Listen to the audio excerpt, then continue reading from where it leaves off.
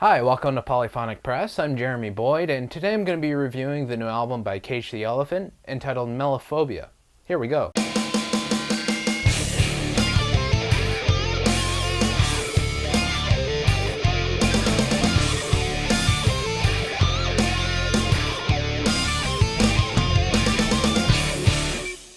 So Cage the Elephant are an American rock band formed in Bowling Green, Kentucky in 2006. After playing a showcase at South by Southwest in 2007, they were signed to RCA Records and released their self-titled debut album in 2008. The album was a modest success, and the singles from the album did pretty well on the charts. This is their third album and is called Melophobia. And this album starts off with the song Spiderhead, which is sort of a neo-psychedelic mid-tempo rock song. It's got a very pulsive sort of rhythm that really kind of drives the song. And the guitars have a lot of fuzz on them, and they're playing these little lead parts underneath the vocals that really add a lot of flavor and dynamics to the song. There are a lot of instruments on this song, which makes it sound very busy, and at times it can be very overwhelming. The piano and the drums are essentially playing the same rhythm throughout, and there's a lot of these weird sounds going on with different synthesizers and keyboards and different things like that. Having said that though, I think it's a very well written song, and a lot of the instruments don't really get in the way of the vocals, which I think is really the main focus of this song. And the vocal performance is really well done. It's got a lot of bluesy elements, and it really kind of reminds me of Robert Plant or something like that. The first single from the album is the song Come a Little Closer, and I thought it was a really interesting song. The dynamics of the song are pretty unique in terms of the way the verse and the chorus are set up.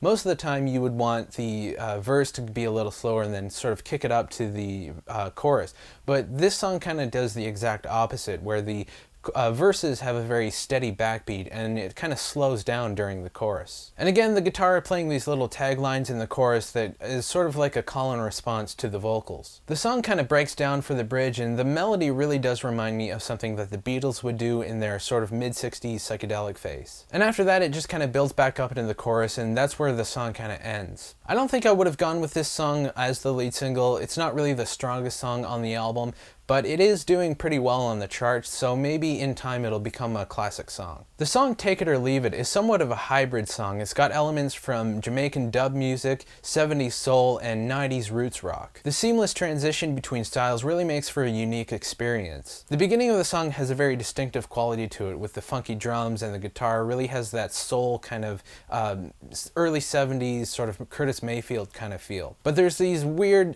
use of delays and reverb that give it sort of a Jamaican dub overtones as well. But then all of a sudden for the chorus it changes into a tambourine sort of acoustic and electric guitar feel.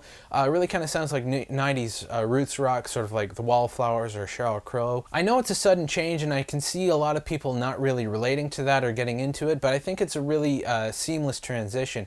It really works kind of well. I kind of like the fact that it's a sudden change, and it really kind of, it's unexpected, but it sort of fits in a weird sort of way. The song Black Widow is a pretty straightforward garage rock song. It really sounds like something straight off the Nuggets compilation. It's got a heavy use of fuzz guitars, and the horns really work well within the context of this song as well. Throughout the song, the vocals are kind of sung in this high falsetto voice that I thought was pretty interesting as well. I really like the way the guitars and the horns kind of create this sort of wall of sound, and they really work well together, and they're sort of playing different parts, but the sound of them together really creates this huge bombastic sort of anthemic kind of feel. It's very reminiscent of the 60s, but it sounds very modern at the same time, so they kind of took the influence of the 60s and sort of updated it and sort of made it into their own kind of thing. I think this is probably my favorite song on the album. It's pretty catchy, and I can definitely see this song being released as a single as well. The song Teeth is a very fast-paced kind of punk rock song with the very loud guitars and the sort of fast drums. It has that very punk rock quality from bands like the MC5 or Iggy and the Stooges. This is by no means a commercial song, and I can't really see this song being played on mainstream radio, but this is by far one of the best songs on the album, and although it's stylistically pretty different,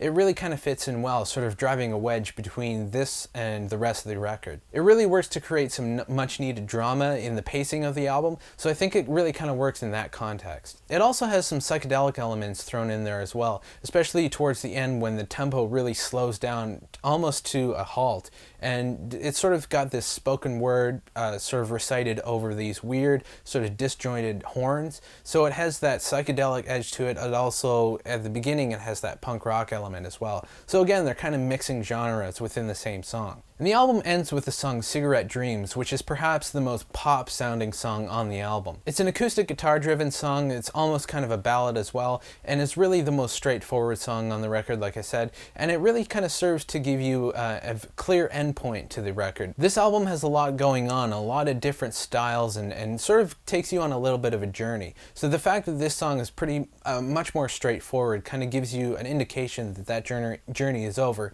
and sort of returning to a more real world. And I think it's really the perfect way to end the album. It really gives you a clear indication that the album is over. The production on this album is really well done.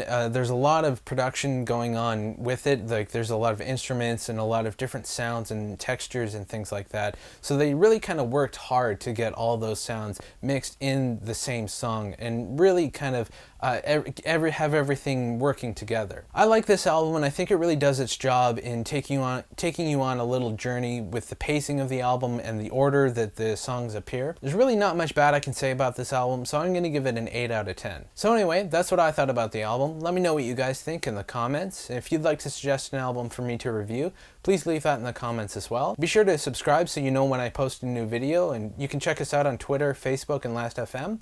That's about it. Take it easy.